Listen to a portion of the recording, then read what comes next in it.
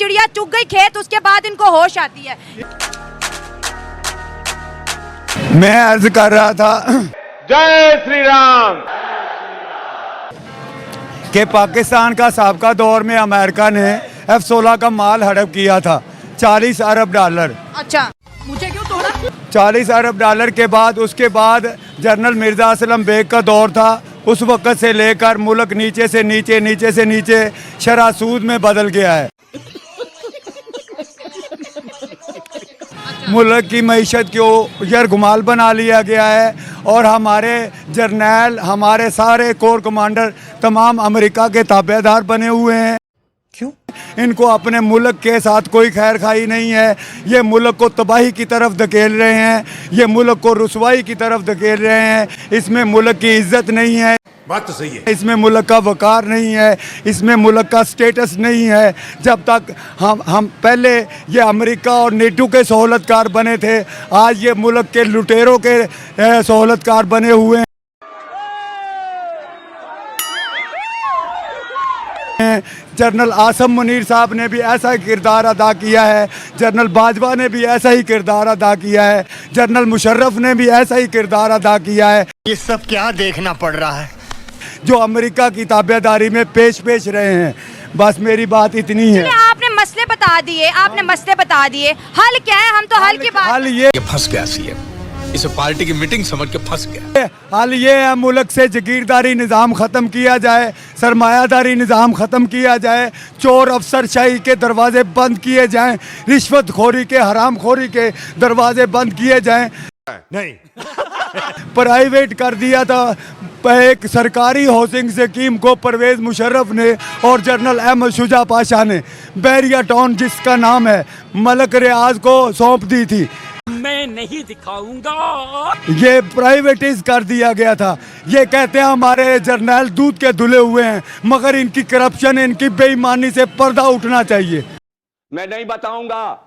चले, ये भी बात आप बात अच्छी कर रहे हैं, आप मुझसे थोड़ा कंटिन्यू करें। मुल्क में अदम मुसावात है, मुल्क को मुसावी हकूक की ज़रूरत है, ना कि इन लुटेरों की ज़रूरत है, ना डाकुओं की ज़रूरत है, ना अमेरिका के ताबेदारों की ज़रूरत है। सोचेंगे मुल्की वसाइल से मुल्क चलाया जाए तो मुल्क बेहतर तरीके से चलेगा। कर्जों पे चलने वाला ये मुल्क नहीं है। खाओ माँ कसम। आज तक हिस्ट्री उठा के देख ले, किसी मुल्क ने कर्जे लेके अपना मुल्क नहीं चलाया, ठीक है? एक तो वसाइल बेपनाह है, मुल्की वसाइल को बरूए कार लाया ही नहीं गया। बहुत मजा आ रहा है यहाँ पे, क्या लबे सीरी सा लग रहा है दिल गार्डन तो। मुल्की वसाइल के ऊपर जागीरदार बैठे हुए हैं, सरमायादार बैठे हुए हैं, चोर अफसरशाही इनकी पुश्तपनाही कर रही है, जिस वजह से ये मुल्क को बर्बादी की तरफ धकेल रहे हैं। अच्छा बात नहीं है। अच्छा, हमसाए मुल्क की बात कर ले। हम अपने दो हमसाए की बहुत बात करते हैं, एक अफगानिस्तान की हम बात करते हैं और एक मिनट अमेरिका एक आलमी दहशतगर्द है, उसकी दहशतगर्दी को, उसकी तखरीबकारी को देखिए, मैं अक्सर जब अच्छा रिमिक्स आइटम है ये। डॉलर आ रहे थे तब अमेरिका ठीक था, जब डॉलर के कंटेनर आ रहे थे तब अमेरिका ठीक था। आज डॉलर बंद हो गए हैं तो अमेरिका बुरा हो गया। पाकिस्तान के F-16 का माल हड़प किया है। F-16 अमेरिका ने दिए हैं हमने। नहीं, F-16 का माल भी हड़प किया अमेरिका ने साबका दौर में। इस बात का मैं मुकम्मल सबूत देने के लिए तैयार हूँ, जब कहीं भी आप बुलाएं। अमेरिका की पूरी आवाम खड़े, बड़े डॉलर हमने खाए हैं, आज बंद कर दिए उन्होंने, तो हम कह रहे हैं कि वो गद्दार है। सुनिए, ये बड़ी अच्छी बात कही है। उसकी इंक्वायरी करने की कोशिश की थी जनरल आसिफ नवाज जंजुआ ने, जिसको जहर देकर मार दिया गया था। नवाज शरीफ नहीं मारा था उसको। ये क्या हो गया? ये क्या सुन रहा हूँ मैं? आप इतनी बड़ी बातें बोल रहे हैं, ये बड़ा खतरे। बड़ी बातें हैं, बहुत बड़ी बातें हैं, मगर हम अपनी आंखों से मुल्क को डैमेज होते हुए नहीं देख सकते। नहीं सही बात है, यूनिटी होनी चाहिए। देखिए, मैंने अब दोबारा सवाल की तरफ आती हूँ। मैं अपने दो हमसाया मुल्क की बड़ी बात करती हूँ अपने शो पे। एक मैं अफगानिस्तान की बात करती हूँ। इधर आज आप फ्रेम से बाहर जा रहे हैं, तू समझा? ये अमेरिका एक मिनट, अमेरिका को छोड़ दें, बड़ी बातें आपने कर ली। एक मैं अफगानिस्तान की बात करती हूँ, एक मैं इंडिया की बात करती हूँ। अफगानिस्तान 40 साल जंग में रहा है, उसकी करेंसी भी अच्छी है, उसका रुपया भी अच्छा है, वहाँ डॉलर भी अच्छे हैं। नहीं, मुझे मजाक नहीं उड़वाना अपनी चीज का, मैं नहीं बताऊंगा। सुनिए, पहले दौर में जब अफगानिस्तान के ऊपर वहशाना बमबारी करवाई थी हमारे जर्नैल परवेज मुशर्रफ, हम ही थे वो जी। 56,000 उड़ानें पाकिस्तान से उड़ी थी। 56,600 उड़ानों ने अफगानिस्तान के ऊपर वहशाना बमबारी की थी, भाई साहब कुछ ज्यादा नहीं हो गया ये? मतलब कुछ भी। अच्छा, जिसके बदले में पाकिस्तान आज भी तखरीबकारी का निशाना बना हुआ है। हैं? अमेरिका और इंडिया अंदर से एक है और अंदर से उनकी बड़ी अच्छी दोस्ती हो गई है इंडिया और जलवा है हमारा। अमेरिका साथ में प्रोजेक्ट कर रहे हैं। उनका जो बाइडेन अब इंडिया आया हुआ था, उससे पहले मोदी जी वहाँ गए हुए थे। प्राइम मिनिस्टर नरेंद्र मोदी और अमेरिका बॉन्ड बन गया है, वो डेमोक्रेसी को मना रहे हैं। अब पाकिस्तान की बात कर लेते, देखें हम अपने हमसाए 1947 के बाद इंडिया पाकिस्तान एक दिन जर्नी स्टार्ट की, ठीक है। अफगानिस्तान अभी जंग से छूटा, दोनों हमसे बेहतर चल रहे हैं।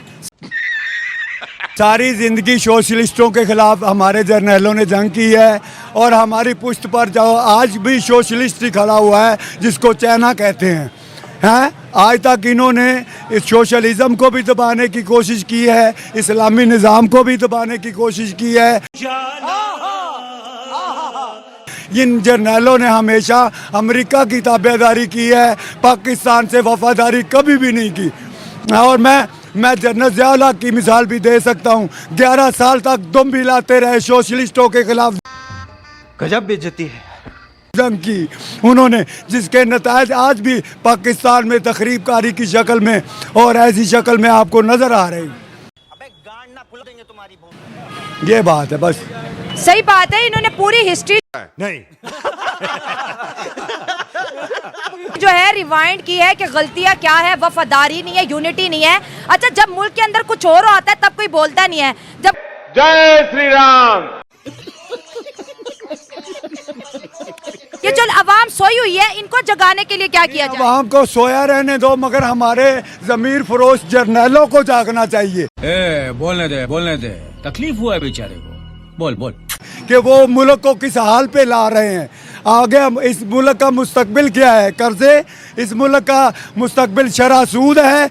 बात तो सही है। हैं? सूद है तो फिर मौलवी कहाँ पे हैं जो कहते हैं हर वक्त ये बड़ी अच्छी बात है। हैं? नमाजों की बात तो करते हैं मगर सूदी मैशत की बात नहीं करते हैं। क्यों? सूद हराम है तो पाकिस्तान तो सूद पे चल रहे हैं। अवाम को आगाही नहीं दे रहे, उलमा अवाम को गाइड नहीं कर रहे। इस वजह से अवाम भी गुमराही की तरफ ही है। तालियां होनी चाहिए यार।